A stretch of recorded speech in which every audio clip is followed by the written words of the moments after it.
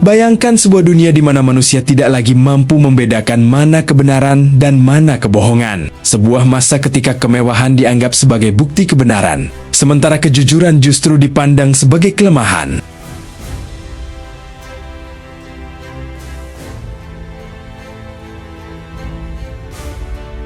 Dalam ajaran Islam, Rasulullah SAW telah mengingatkan akan datangnya fitnah terbesar yang pernah dihadapi umat manusia, yaitu fitnah Dajjal. Sosok yang mampu memikat manusia dengan berbagai hal yang tampak luar biasa, sehingga banyak orang tertipu dan mengikutinya. Namun muncul sebuah pertanyaan yang menarik untuk direnungkan. Jika Dajjal kelak datang membawa berbagai keajaiban yang menyesatkan manusia, lalu bagaimana dengan orang-orang yang sejak hari ini menyengsarakan jutaan manusia melalui korupsi? Mereka tidak memiliki kemampuan menghidupkan tanah yang tandus, tidak membawa mukjizat, tetapi tindakan mereka menyebabkan rakyat kehilangan haknya. Anak-anak kekurangan gizi, pendidikan terhambat, pelayanan kesehatan memburuk, dan pembangunan terhenti.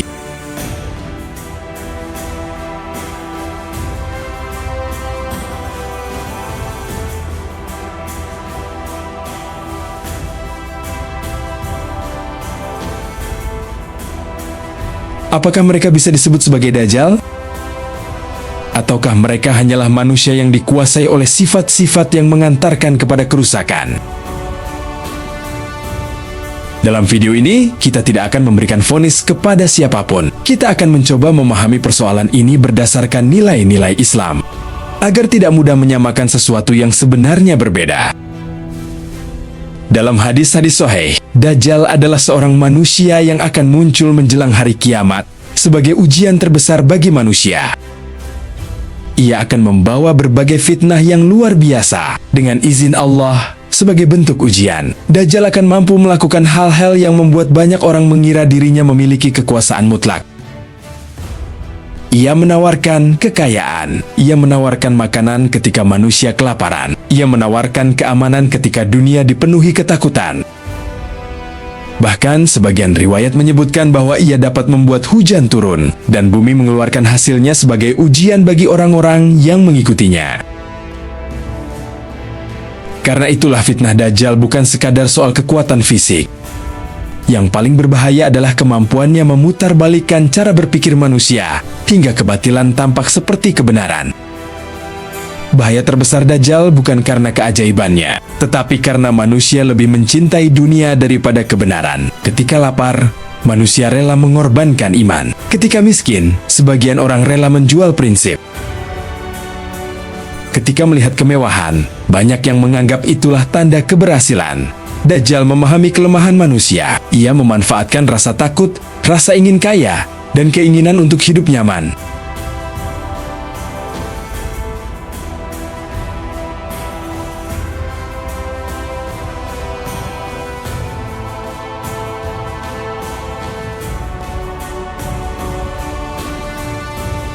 Inilah sebabnya Rasulullah SAW memerintahkan umat Islam untuk memperkuat iman dan memohon perlindungan kepada Allah dari fitnah Dajjal.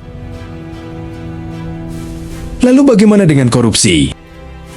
Sekarang mari kita melihat kenyataan yang terjadi di sekitar kita. Korupsi bukan sekadar mengambil uang negara. Korupsi seringkali berarti merampas hak orang lain. Ketika dana pembangunan diselewengkan, jalan tidak selesai dibangun. Ketika anggaran rumah sakit dikorupsi, pelayanan kesehatan menurun. Ketika dana pendidikan dicuri, masa depan anak-anak menjadi taruhannya. Satu tindakan korupsi dapat berdampak kepada jutaan orang. Korupsi menciptakan kemiskinan. Korupsi memperbesar kesenjangan. Korupsi menghancurkan kepercayaan masyarakat terhadap keadilan. Dalam Islam, perbuatan semacam ini termasuk dosa besar karena mengandung unsur pengkhianatan terhadap amanah dan kezaliman terhadap sesama. Apakah koruptor bisa disebut Dajjal? Ataukah lebih dari Dajjal? Disinilah kita harus berhati-hati. Dalam ajaran Islam, Dajjal adalah sosok tertentu yang akan muncul menjelang kiamat. Karena itu, tidak tepat menyebut setiap pelaku kejahatan sebagai Dajjal.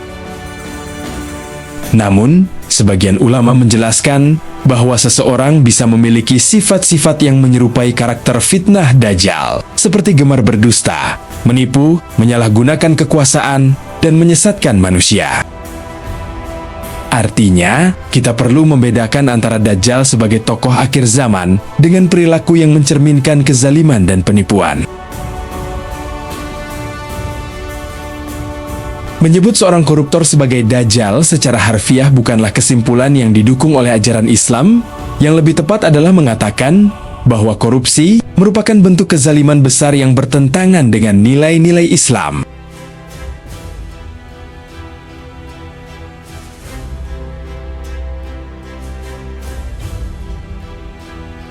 Mengapa korupsi sangat berbahaya? Kerusakan akibat korupsi seringkali tidak langsung terlihat. Tidak ada gedung yang roboh saat uang dicuri. Tidak ada sirena yang berbunyi ketika anggaran digelapkan. Tetapi perlahan-lahan, sekolah menjadi rusak, rumah sakit kekurangan fasilitas, jembatan cepat hancur, rakyat kehilangan kesempatan hidup yang lebih baik. Korupsi bekerja dalam diam, tetapi dampaknya dapat dirasakan oleh jutaan orang selama bertahun-tahun.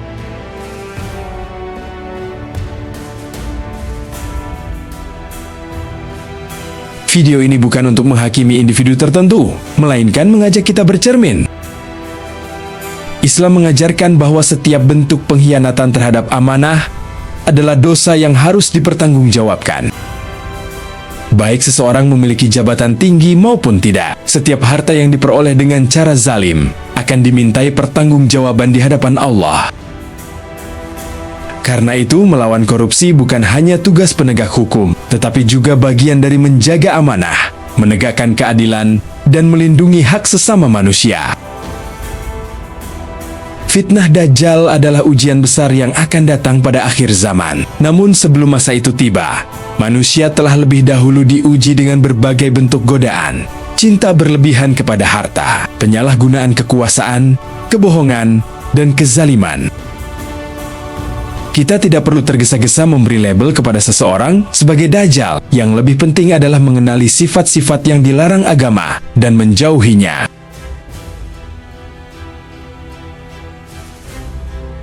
Semoga Allah menjaga kita dari fitnah Dajjal ketika waktunya tiba, serta menjaga kita dari segala bentuk kezaliman yang dapat merusak diri sendiri maupun masyarakat. Jika video ini bermanfaat, bagikan kepada keluarga dan sahabat, agar semakin banyak yang memahami pentingnya menjaga amanah, menegakkan keadilan, dan mempersiapkan diri menghadapi berbagai fitnah zaman dengan ilmu, iman, dan akhlak yang baik.